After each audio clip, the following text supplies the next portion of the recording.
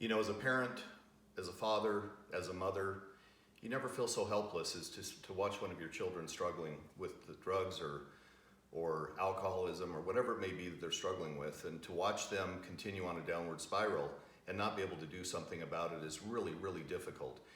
I had that happen to me a couple of weeks ago when I was talking to my son. He was on what they call benzodiazepine, and he'd taken about 30 that night, and he'd also been drinking a whole lot of vodka along with it, and that combination, obviously deadly, had made him literally almost incoherent. I could barely even understand what he was saying.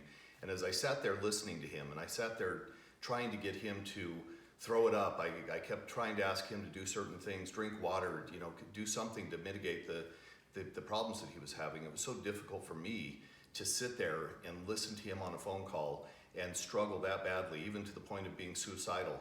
And I remember thinking to myself, I wish that I had an answer. I wish that there was something that I could do for him. And the next night, as he went to bed,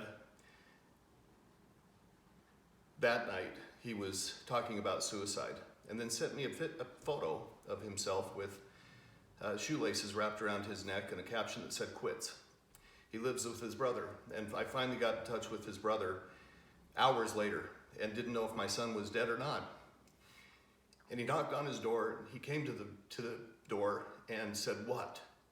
And I remember it was the greatest feeling I've ever had, was hearing him be so grumpy and say, "What?" to know that he was alive. Well, the next day he decided to go back to the same house that he collected his drugs from and followed through on the same process.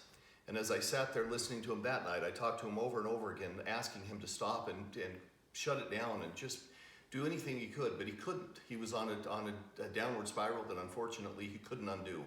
And as I sat there listening to him talk, it was so disturbing to hear the way the words came out of his mouth, his inability to even formulate a sentence. And I sat there concerned and wanting to do something just to help him out of the struggle that he was in. And he was asking all kinds of questions. He was talking about taking more drugs to feel the taste of death. And I couldn't do anything about it. I was a few hours away from where he was. I was scared to death. And on that Friday, what started on Wednesday, that Friday, I asked him to stay away from the drug house. I asked him to not use any of those benzos that he had been using and abusing for a long time. And it just so happened that I had heard about this facility down in Las Vegas called tcoyl, Take Charge of Your Life.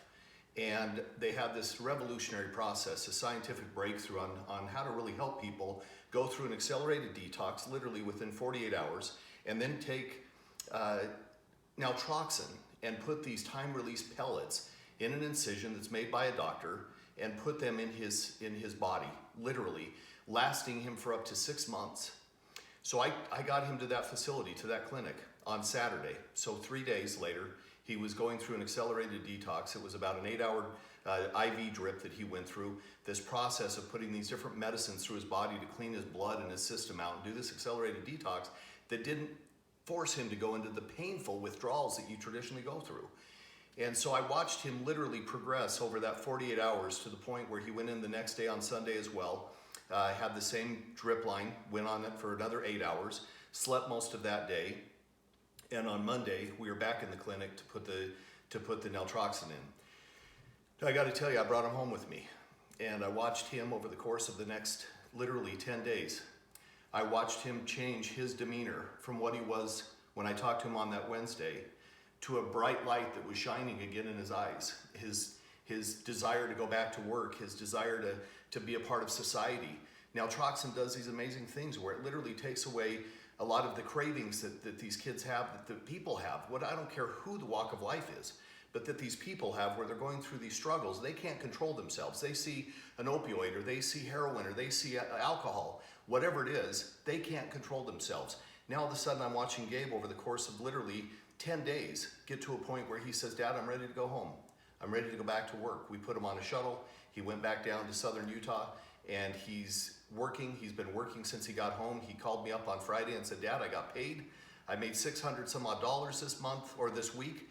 And he was so excited. This lease on life, this ability to hear your son talk and be coherent and have a desire to be a part of your life again, because they tend to disappear when they're in the process of these downward spirals. And now to be able to see him and his focus and his love and his demeanor, I got to tell you, I will literally tell every single person that I know about this clinic down in Las Vegas called tcoyl. Take charge of your life.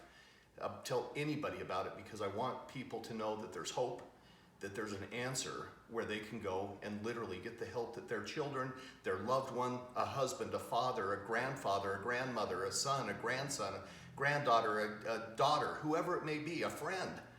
Get them to this clinic. I'm telling you, it saved my son's life.